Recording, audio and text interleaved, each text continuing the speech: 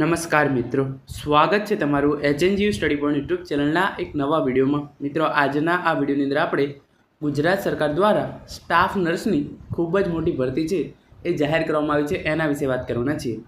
આજના આ વિડીયોની અંદર આપણે જોઈશું કે ઉમેદવારો કેવી રીતે અને ક્યારે આ ભરતી માટે છે એ ફોર્મ ભરી શકશે, આની જે પરીક્ષા છે એ ક્યારે લેવામાં આવશે, આની અંદર લાયકાત શું રહેશે અને ઉમેદવારોને જે છે એ કેટલો પગાર છે એ મળવાપાત્ર રહેશે। તો આમ આ ભરતી વિશેની સંપૂર્ણ માહિતી છે એ આપણે આજના આ વિડીયોની અંદર જોવાના છીએ। તો શરૂ કરીએ આજનો આ વિડીયો શરૂ કરતાં પહેલાં ટેલિગ્રામ ચેનલની લિંક તમને નીચે ડિસ્ક્રિપ્શનની અંદર આપવામાં આવેલી છે। તમામ ઉમેદવારો છે એને જરૂરથી જોઈન કરી લેજો। તો તમે જોઈ શકો છો એ પ્રમાણે રાજ્યમાં 1903 સ્ટાફ નર્સની સીધી ભરતી કરાશે। જાણો ઉમેદવારો ક્યારે અને કેવી રીતે ફોર્મ ભરી શકશે। તો સ્ટાફ નર્સની 1903 જગ્યાઓ માટેની જે છે એ ભરતી કરવામાં આવનાર છે અને સરકાર દ્વારા આની ઓફિશિયલ જાહેરાત છે એ કરી દેવામાં આવી છે।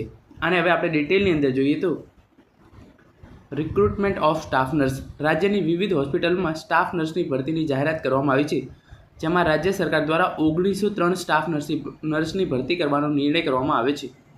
રાજ્યના સામૂહિક આરોગ્ય કેન્દ્રો અને સરકારી હોસ્પિટલોમાં સીધી ભરતીથી આ સ્ટાફ નર્સની ભરતી કરી અને નિમણૂક કરાશે। આ જગ્યાઓ માટે આગામી 5 ઓક્ટોબર પછી ઓનલાઈન અરજી પ્રક્રિયા શરૂ થશે। એટલે કે જે પણ ઉમેદવારો સ્ટાફ નર્સની ભરતી માટે એલિજિબલ થતા હોય એવો 5 ઓક્ટોબર પછી ઓનલાઈન અરજી કરી શકાશે, જેના ફોર્મ ભરવા માટે લાયકાત ધરાવતા ઉમેદવારોએ ઓજસ પ્લેટફોર્મના માધ્યમ પરથી ઓનલાઈન અરજી કરવાની રહેશે। એટલે કે 5 ઓક્ટોબર પછી આના માટે ઓનલાઈન ફોર્મ ભરવાના શરૂ થશે અને ઓજસ પ્લેટફોર્મ પર તમારે આના પર અરજી કરવાની રહેશે। આ ભરતી વિશે માહિતી આપતા મંત્રી શ્રી ઋષિકેશ પટેલે ટ્વીટ કરીને જણાવ્યું હતું કે રાજ્યના સામૂહિક આરોગ્ય કેન્દ્રો અને સરકારી હોસ્પિટલ ખાતે 1903 સ્ટાફ નર્સની ભરતી કરવાનો સંવેદનશીલ નિર્ણય। તો આ ખૂબ જ મોટી ભરતી કહી શકાય। 1903 સ્ટાફ નર્સની ભરતી છે એ કરવાનો નિર્ણય રાજ્ય સરકાર દ્વારા કરવામાં આવ્યો છે। 1903 5 ઓક્ટોબર પછી ઓનલાઈન અરજી સ્વીકારવામાં આવશે, ઓજસ પ્લેટફોર્મ મારફતે અરજી કરવામાં આવશે અને સમગ્ર ભરતીની પ્રક્રિયા છે એ 6 થી 8 મહિનાની અંદર પૂર્ણ કરી દેવામાં આવશે। એટલે કે ઓનલાઈન ફોર્મ ભરવાથી લઈ છેક નિમણૂક પત્રક આપવાની જે સંપૂર્ણ પ્રક્રિયા છે એ 6 થી 8 મહિનાની અંદર પૂર્ણ કરી દેવામાં આવશે। આના રિલેટેડ વધુ ડિટેલ જોઈએ તો આપણે લાયકાત ધરાવતા ઉમેદવારોની સ્પર્ધાત્મક પરીક્ષા લેવામાં આવશે। આ પરીક્ષાના પરિણામ અને પસંદગી યાદી પ્રસિદ્ધ કરી ડોક્યુમેન્ટ ચકાસણી કરવામાં આવશે। ડોક્યુમેન્ટ ચકાસણીના અંતે આખરી મેરિટ યાદી પ્રસિદ્ધ કરવામાં આવશે।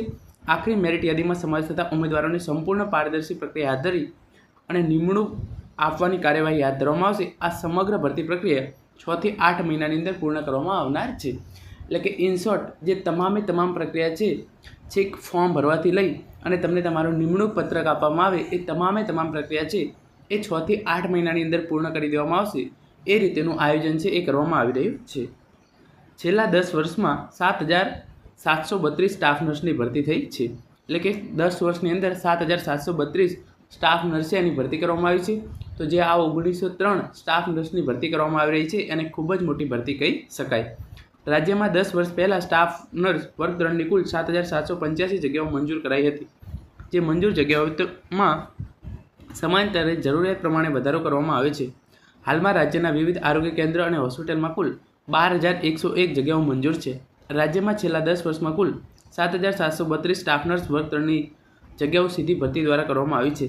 સ્ટાફ નર્સની બઢતી, વય નિવૃત્તિ સહિતના વિવિધ કારણે ખાલી પડતી જગ્યાઓ ભરવા દર 2 વર્ષના અંતરે ભરતી પ્રક્રિયા હાથ ધરવામાં આવે છે। તો આ હવે જે નવી ભરતી છે એ 2 વર્ષ પછી બહાર પાડવામાં આવશે। તો જે પણ ઉમેદવારો લાયકાત ધરાવતા હોય તેઓએ ચોક્કસ આની અંદર અપ્લાય કરી દેવું જોઈએ। આના રિલેટેડ વધારે ઇન્ફોર્મેશન છે એ હું તમને બીજા વિડીયોની અંદર આપીશ। એના માટે ચેનલને જરૂરથી સબસ્ક્રાઈબ કરી લેજો। Thank you so much for watching.